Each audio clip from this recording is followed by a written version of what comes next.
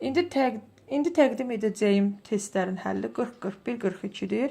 Bu 8.2 mövzusunda, yəni diaqramlar və onların elementləri mövzusunda olan abituriyentlərin daha çox soruşduğu test suallarıdır.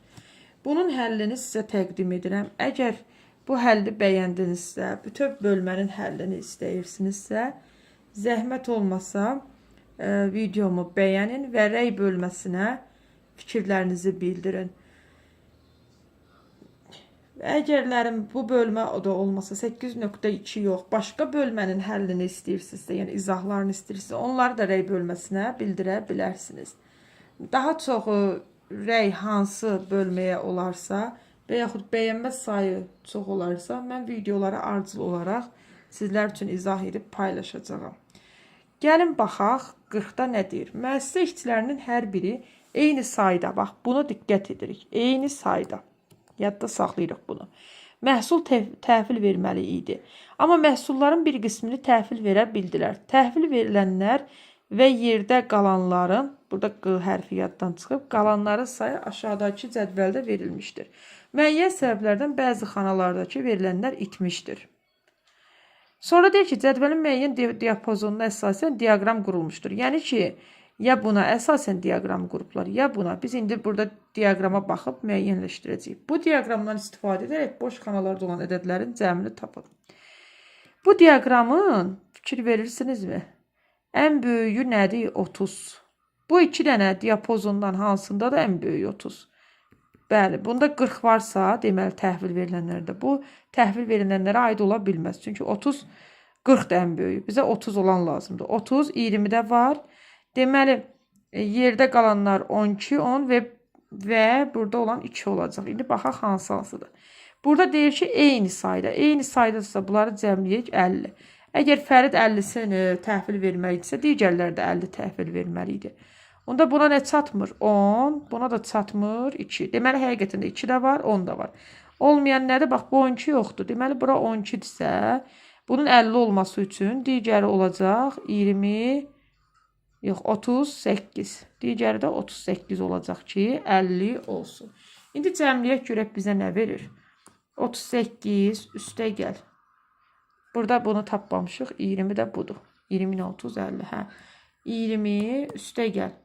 10 üstə gəl. 12 üstə gəl. 2. Bərabərdir. 38-in üstünə 20 gələndə 58, 12 gəlik 58-in üstünə. Burada 58-in üstünə 12 gələndə 70, bu da 12, 82.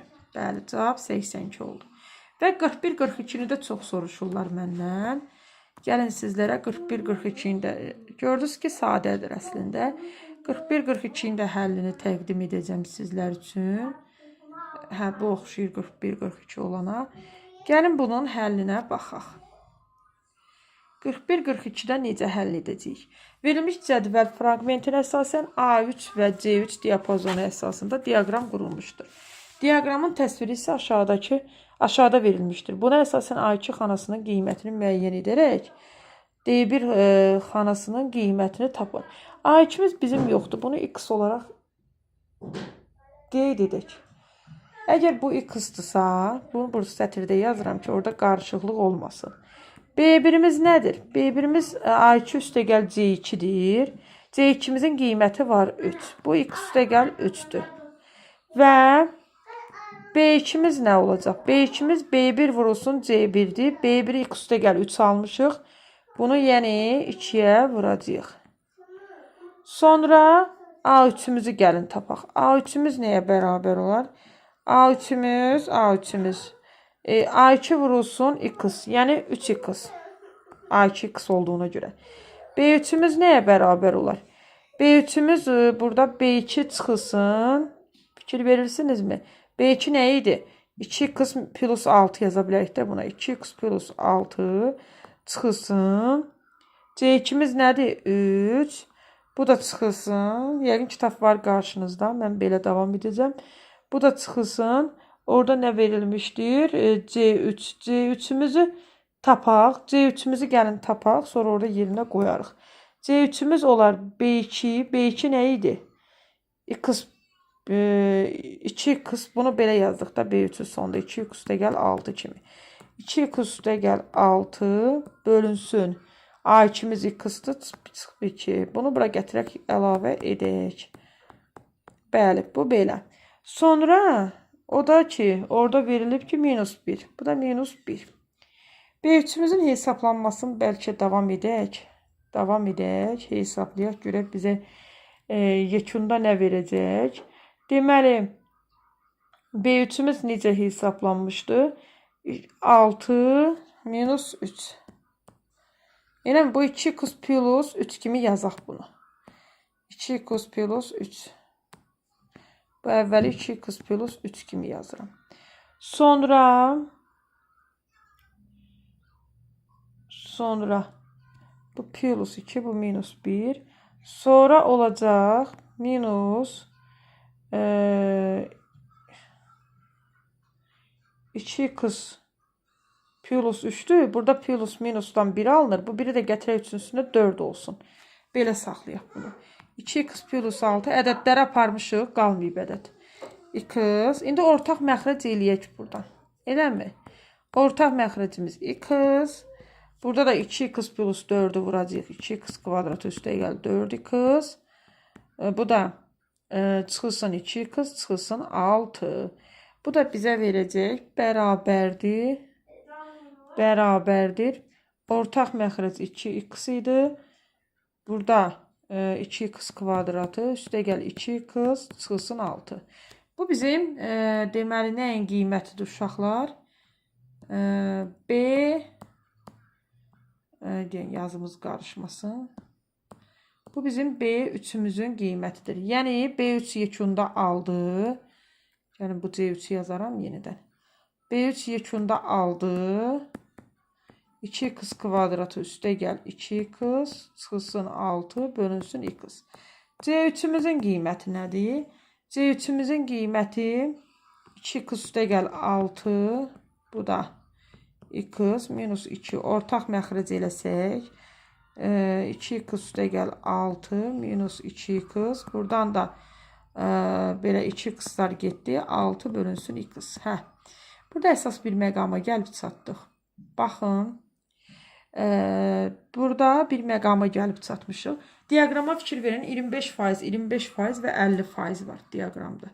Belə çıxır ki, bunun bir dənəsi, baxın, digər ikilərindən, 2 dənədən 2 dəfə böyükdür. B3'də olan düsturdan bizə heç nə aydın olmur. Amma C3 və A3'ə baxanda hansının böyük, birinin böyük, digərinin kiçik olduğu aydındır. Bu böyükdür. Bu böyükdürsə, bu burada 50%'in yerində durub. Bu kiçikdirsə 25%'in. Əgər bu 25%'i deməli bu da kiçiyin payıdır. 25%. Bura kimi aydın oldu. Bildik ki, böyükdür orada ədəd.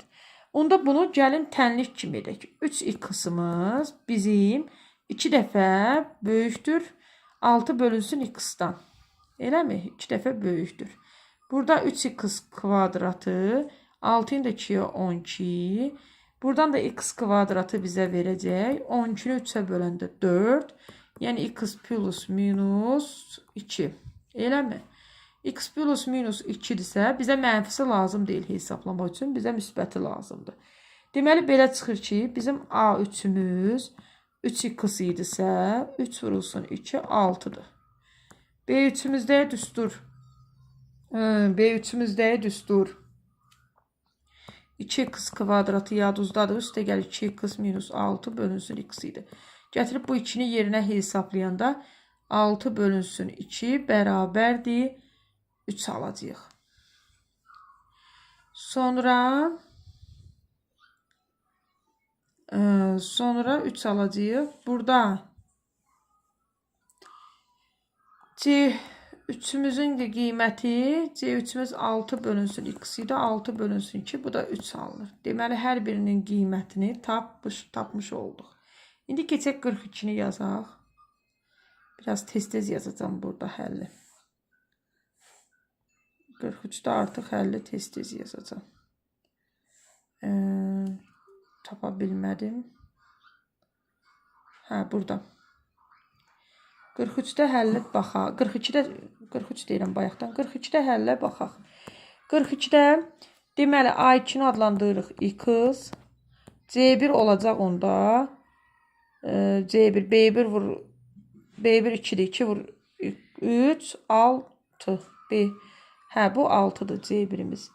B2-miz olacaq. 2 üstə gəl 6 bərabərdir 8. D2-miz olacaq.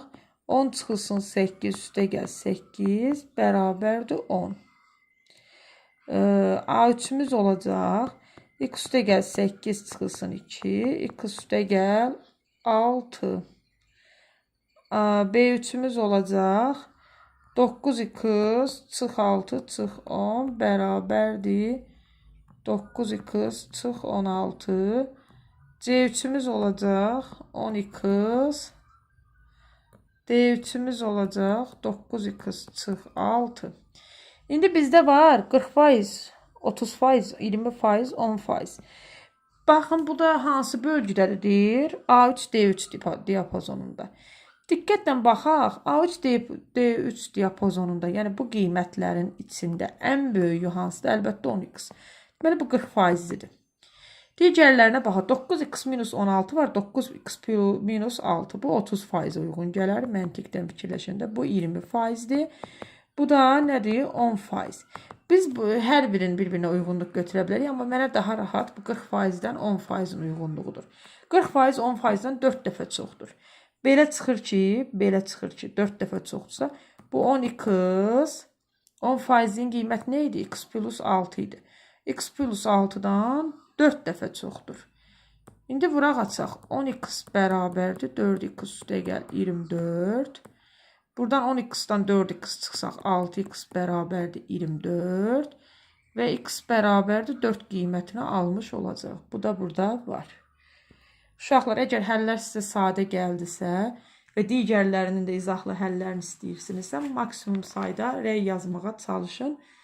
Mənim elə bir ki, bu əziyyətimin qiymətidir, dəyəridir mənim üçün. Xahiş edirəm.